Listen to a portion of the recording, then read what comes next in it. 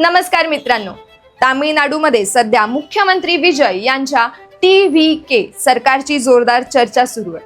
कारण त्यांच्या सरकारमध्ये तब्बल 7 दलित समाजाचे मंत्री आहेत. या आधीच्या सरकारमध्ये ही संख्या फक्त 4 होती. तसंच महिला मंत्र्यांची संख्या देखील वाढवण्यात आली. यामुळे आता एक मोठा प्रश्न विचारला जात आहे.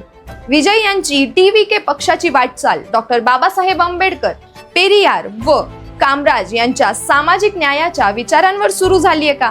डॉक्टर बाबासाहेब आंबेडकरांनी संविधानाच्या माध्यमातून समान हक्क आणि प्रतिनिधित्वासाठी लढा दिला होता. पेरियार यांनी आयुष्यभर जातीवाद आणि सामाजिक विषमतेवरती विरोध आणि संघर्ष केला होता.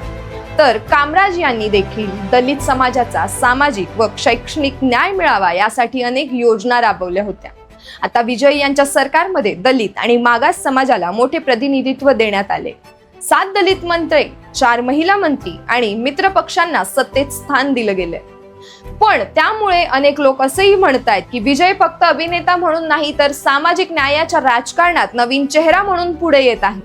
विशेष म्हणजे विजय अनेक भाषणांमध्ये शिक्षण, समानता आणि सामाजिक न्याय यांच्यावरती भर देताना दिसतात. म्हणून आता दक्षिण भारतात एक मोठी चर्चा सुरू झाली. TVK हा फक्त स्टारडमचा पक्ष आहे की नव्या द्रविडियन राजकारणाची सुरुवात? तुम्हाला काय वाटतं? विजय खरंच डॉक्टर बाबासाहेब आंबेडकर, पेरियार व कामराज यांच्या विचारांच्या मार्गावर चालत आहेत का, की आणखी काही कारण असू शकतं? हे आम्हाला कमेंट्समध्ये सांगायला विसरू नका.